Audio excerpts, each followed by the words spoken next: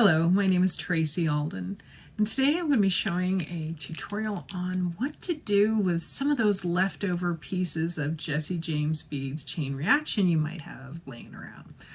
I know I do. I have this bad habit of making a lot of different pieces and cutting up different little pieces of chain reaction, and then the little pile gets bigger and bigger and bigger, and then I have to go through it later to come up with something to use them with. Well, today I have that something to use them with. And I'm going to be using the Jesse James beads, boho beads, the double bubble, and it's just the perfect fit for this leftover chain reaction in bits and pieces that I've got. So let's get to it. What you see here will be all the supplies that you need for this project. You need wire cutters. You need 2 chain nose pliers, round nose pliers, 4mm jump rings, earring wires, clasp of some sort. This one I actually got from Jesse James Beads from one of their Magical Mystery bead boxes. They also have other clasps at their website. Personally, I just say use whatever pretty clasp you have that can act as a bit of a focal. You'll also need 1-inch 21 gauge gold head pins. And of course, these Jesse James beads, boho beads, that are the double bubble. They're sort of a purpley pink. I'm personally quite fond of them. And of course, bits and pieces of chain reaction. This has got to be pieces from at least 3 separate hanks of this specific style, the gold and purple chain reaction that I have used for numerous different projects, not realizing I had all these little bits and pieces. And I've been carefully collecting them, well, for this very day to make a very pretty project with it. So let's get to it.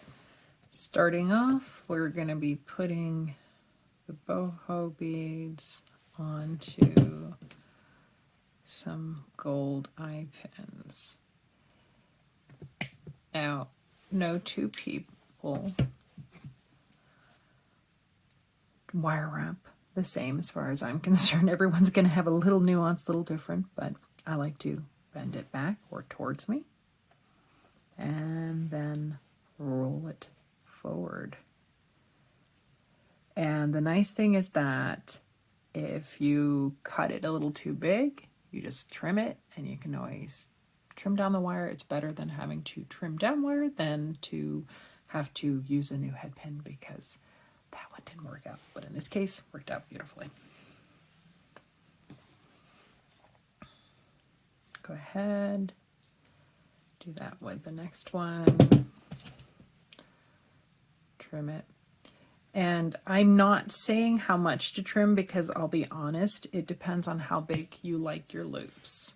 These, by the way, are not being thrown away. They are actually being put into a little container that I have for little pieces of wire that I can use for other projects.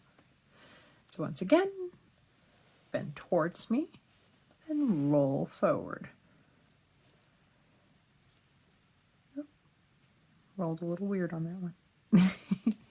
Doesn't matter how many years you've been doing it, occasionally you'll do it that way. Okay, now we're going to get one of the nail pins here and get a couple of the loose crystals, also from the chain reaction, just floating around in a bag, and that's just not the way to treat crystals.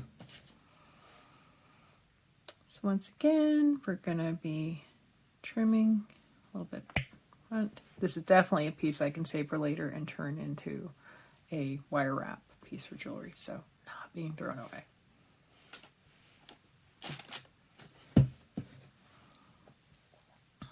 Once again, bring it towards me and roll forward. Now I'm going to be a little slower, a little bit more careful with it, because we don't want to break our crystals. This is where it's gentle, gentle, gentle, and they can still roll, and we're good. Looks nice. Once again, 2 loose crystals. Oh. and I was putting it on an eye pen, not a nail pen. Go.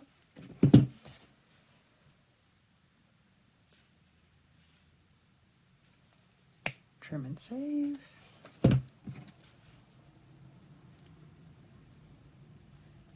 Roll towards you, then forward. Make sure everyone can roll. Okay, so now we get to go through our bits and pieces. So I got one good chunk of chain reaction right there. And then I got some little bits and pieces and some loose crystals. So let's see what I've got. Okay, that one can just be attached onto there. Now I have to remove that one soldered on jump ring because, well, it's not going to do me any good right now. And if I want to attach anything, like a 4mm jump ring, that one needs to be gone.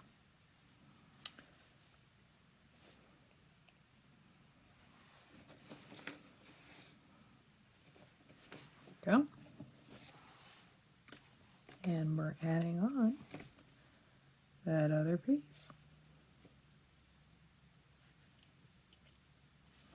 There we go. It's like it was never trimmed. So now that we got this link, or this whole section now back together again, or making some semblance of a whole, we're going to get 2 more jump rings. We're going to need 2 crystals.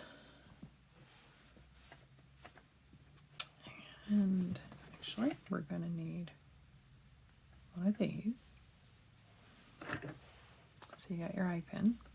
Once again, trim. Pull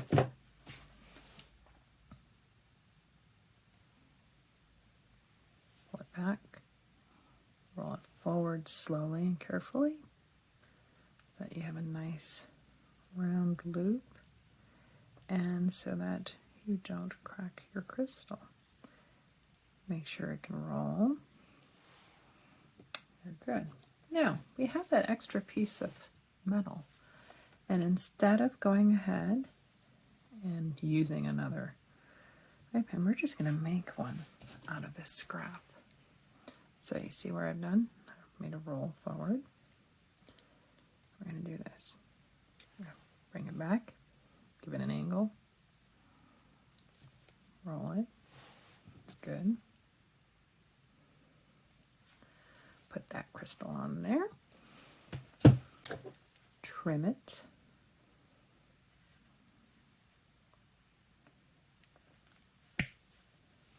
Keep that for another project.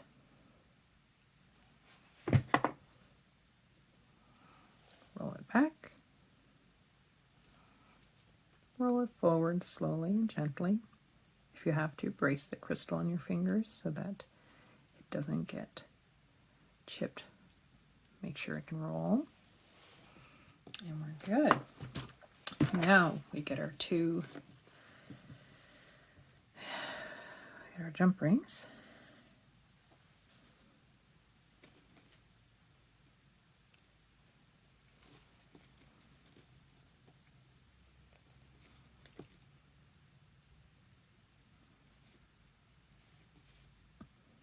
Sometimes it's a little tricky. There we go. To get it onto the chain reaction, but 4mm generally will fit most chain reaction snippets. So we're going to go ahead, catch the loop there.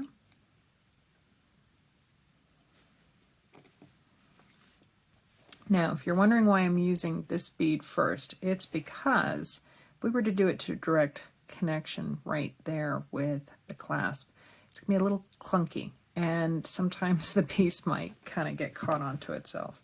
So what you want to do is go ahead and use another jump ring. Sometimes you have to just where that little split is. There we go.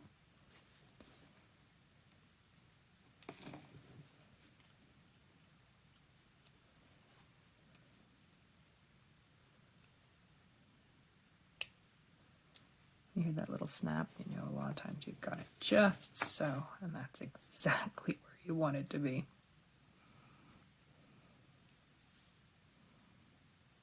Open that one up and connect that crystal to your clasp.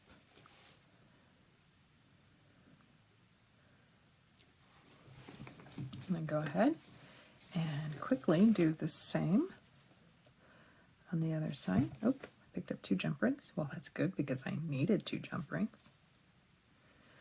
Open it up. Oh, I left a jump ring on there, one of the soldered ones. We got to remove that one. So there we go.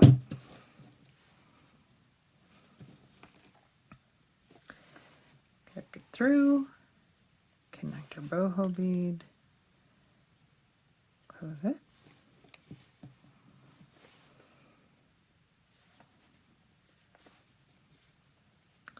Find our split on our jump ring.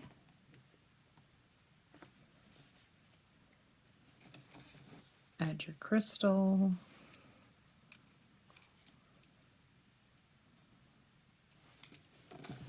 Grab another jump ring. Find the split.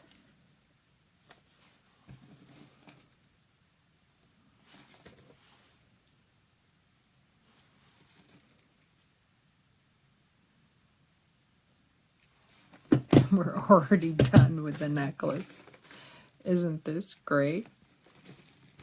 Now to make the earrings, we'll need the 2 little crystal stacks that we had created.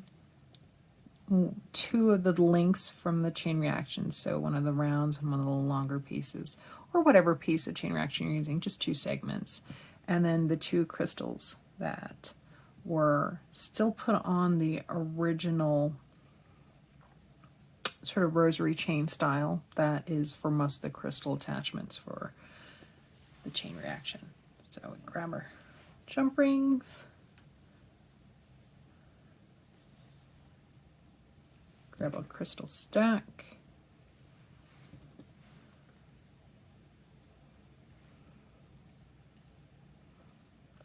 close the jump ring,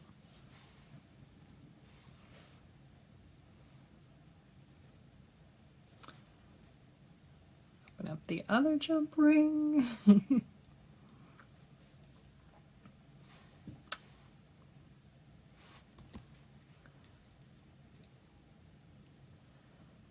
Go ahead and close that. Then we take this type of earring wire, doesn't really require much work. They're really easy. So you just string it through to the front. Once you bring it down to the loop, you carefully slide it over side to side. You never pull it out because if you do that, you distort it. So slide side to side like you would jump rings. And there you go. Got that earring. And we'll quickly do the other one. Look, through the segment.